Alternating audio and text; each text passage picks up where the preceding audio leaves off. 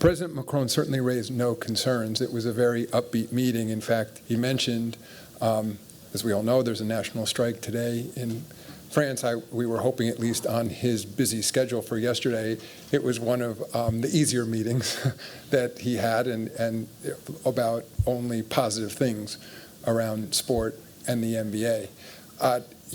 We did tell him, and we discussed the fact that it's highly likely, independent from the Olympics, that we will be back in Paris again next year for another regular season game. We haven't locked in those plans yet, or the teams, but we anticipate that will happen.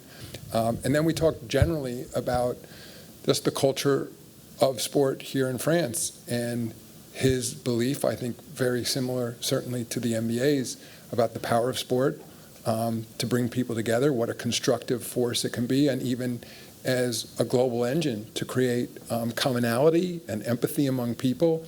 And again, we talked about things that we can do together. So, I mean, at least from our standpoint, it was a very upbeat meeting. And lastly, we talked a bit about the Olympics and in essence, the sort of the partnership, in that LA will be the Summer Olympics following Paris. And again, just me really there as a representative of the United States, just talking about, how wonderful an experience we believe this will be in Paris, and then maybe what we can learn from it for LA as well. The answer is, Giannis has told me personally several times how important that would be for him.